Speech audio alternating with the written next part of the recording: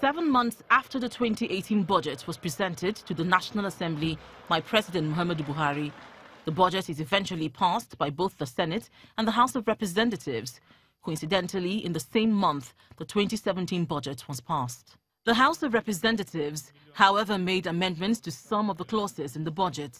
Clause 1, part 3 is saying that no part of the amount aforesaid shall be released from the Consolidated Revenue Fund of the Federation after the end of the year mentioned in subsection 1 of this section. And subsection 1 says that it ends by December 31st, 2018, which is in conflict with clause 11. We should include only, so that it will read, the Minister of Finance shall ensure that only funds appropriated under this act are released to the appropriate agencies. And the issue of subsidy payments is not left out, even though it is not mentioned anywhere in the budget. So if the executive is still paying subsidy, it will appear that they will have to come by way of a supplementary budget for that, because there was no request. And for the first time, the National Assembly, in consultation with the executive, decided to implement the National Health Act, which provides that at least 1% of the amount in the Consolidation Revenue Fund should be devoted to health services. A breakdown of the budget shows that of the 9.1 trillion naira total expenditure, recurrent expenditure is 3.5 trillion naira, capital expenditure is 2.87 trillion naira, debt service is 2.2 trillion naira, and statutory transfers of 530.4 billion naira. At the end of plenary, the House Committee Chairman on Media and Public Affairs explains the reason for the increase in the budget from 8.6 trillion naira to 9.1 trillion naira. Because we have an increase in the benchmark to 51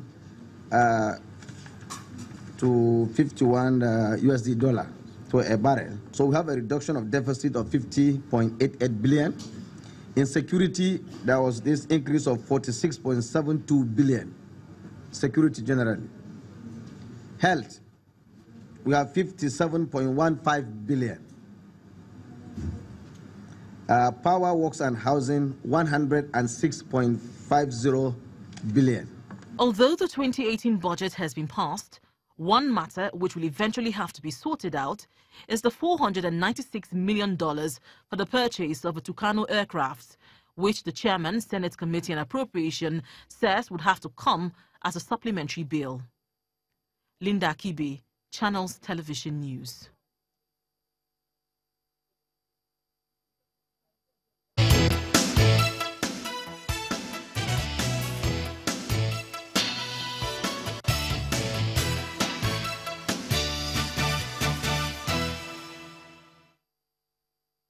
The budget passage by Nigeria's National Assembly comes 3 days after the Minister of Finance, Mrs. Kemi Adeosun, hinted of government's plans to close the 2017 budget soon. The historic 9.12 trillion naira or $29.8 billion is the highest since Nigeria's independence. It's also 22% higher than the 8.6 trillion naira spending plan initially presented by President Muhammadu Buhari. The lawmakers attribute the increase to oil price assumption of $51 per barrel and an expectation of crude oil production at 2.3 million barrels per day based on an exchange rate of 305 naira per dollar. The budget passage is not the ultimate step to implementation. The next phase is the signing into law by President Buhari, who is likely to question the difference. Budgets under President Buhari are known to be huge but underscored with low performance in execution, in spite of a 1.5 trillion naira success recorded for the 2017 fiscal year. With a broadening tax net strategy and rising crude oil price, the much-anticipated 2018 budget is expected to be more productive. Temple Ashaju, Channels Television News. The budget passage by Nigeria Welcome back to Sunrise Daily. Well, now we've got Dr. Austin Nweke. He's an economist. He's on the line to just give his impression of the passage of this 2018 budget. Good morning, Dr. Nweke, and thank you for joining us today.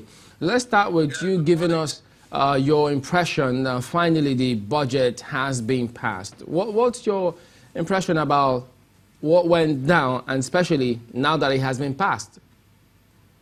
Well, the delay in any budget is not good for the economy. And the passage of the budget is not good for any economy. And 6 months down the line, the National Assembly is just passing the budget. And don't forget, it will take some days, maybe next week, before it gets to the president's desk for his accent. And then the implementation will begin maybe sometime in June. But again, if the president is not satisfied, he still comes back and all that, makes some adjustments. So we have lost 6 months and 7 months. So we only left about 4 months to implement the budget. Even though monies are being spent, which are not appropriated, and lawyers should tell us whether it's criminal or not. But you find that it's not healthy. They have made nonsense of this year's budget, and that's the challenge I have with the budgeting process, in a developing economy like Nigeria. Okay, if I could jump in there, I've heard some of them say that, it's also out there, they refer to the law saying the 2017 budget will be operative up until May this year.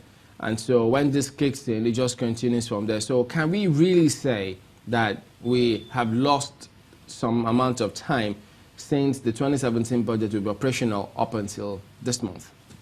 And I think that law should be expunged because it's making them to, by right, it's supposed to be January to December.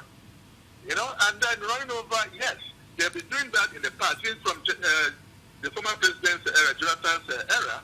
They extended this thing so that they could run to March. But that is not appropriate, it's not right. The thing is that 2018 budget should begin January 1st and then end December 31st. That's the way it's supposed to be, And again, they're giving this excuse. Why don't they? The law is meant for man, not man for the law. It's not sacrosanct. It's not working. This should make expunge and adjust it to make sure that such a thing is, rather than giving a leeway for them to, what are they doing in the first place? Not to pass this since November last year. How long will it take them to that's the actual question. What must be done to try to see that we get that new space between when a budget is passed and when the implementation starts? What would you say must be done to get it right so that we revert to a January to December cycle? I think it's the relationship, the communication between the National Assembly and the executive. Because if the National Assembly, the executive will submit their budget with full details. In this case, this budget, the National Assembly says that some documents were not accompanied with everything. And how can you, the executive who have been doing this over the years, not know what documents that will accompany a budget and supply everything? I think both sides should be more diligent in their work. The executive, they're not haven't done a good job, by not providing the necessary information that they're required for the National Assembly to look at the budget. And the National Assembly, they work like civil servants. There's no urgency. There should be an urgency in there, knowing that the entire economy, the entire population depend on this budget, the passage of this budget. So that's what should be done. There should be a sense of urgency in their heart, knowing that they are not approval. We ask it to affect the entire economy. But they don't have that. They think that, the executive is safer by approving the budget, not knowing that it has nothing to do with the executive. But Dr. Nweke, if you're putting it squarely on the foot of on the table of the National Assembly, are you also not forgetting the fact that there's a process that begins at the budget office from the executive before it even gets to them? So it depends on what time it gets to them, and if they have the right information, that might be what brought it to this point where we are. Yes, I'm saying I'm not just playing on the getting the National Assembly. I'm saying the executive. they are not even diligent in their own side of the work, what they do. Because some information, they should package everything. If they submitted this in November, and the National Assembly say, okay, we don't have all these documents, it's a solid job on the side of the executive. It shouldn't be. They should take time. Once this budget is bad, they should be ready for the next budget. I mean, how long this is something they've been doing over the years? They know they require, information. And again, so there's too much politics in all of this. There's too much politics. If the executive, like in this case of this state assembly, if the executive, they say, okay, if the executive plays the ball, well with the National Assembly, they will say, okay, we'll try and pass your budget. But if not, then okay, we'll wait to come and meet us in the National to pass your budget. We'll wait for you then. Which is not right. But that's democracy, because the issue of, sometimes I wonder, there are people who are supposed to facilitate the relationship, all the relationship between the executive and the, SIN or something. I mean, it's like they're no longer effective. They're supposed to be something. They're supposed to lobby them. They want to be lobbied. National Assembly, they want to lobby for the listen to be passed. Dr. Nweke, if I may come in here, Dr. Nweke, there's this. Let's look at a little bit on the breakdown of this budget. So the National Assembly increased it to about 9.1 trillion from a little over 8 trillion naira. Why do you think it's so important for them to increase this budget? If you notice, they spread it across power, health, and infrastructure. And then again, the issue of the subsidy, which has been going on, as they say, illegally, and now they're saying it needs to be captured in the 2018 budget. Why do you think it was so important for them to increase? In this kind of thing, it's all about interest. And don't forget the antecedents of the National Assembly, and in the past, if anything is not to their own interest, they'll rather, if it is not, the money is not covered. And if you check, some of these items are also part of it. And again, on one side. On the other hand, they might have looked at it and said, look, instead of doing this money that you're budgeting for this will not be enough to actually achieve something. Like somebody said that, Peter Boni, that an undercapitalized business is not to fail. Sometimes some projects are under-budgeted and they cannot work. All right. Maybe, let's give them the benefit of that. Maybe that could be one reason. On the other hand, it could be their own interest. So that's the only explanation to that. But all right. Yeah. The special thing is, how do you get the money to fund this budget? Okay, Dr. Nweke, we appreciate you talking to us this morning.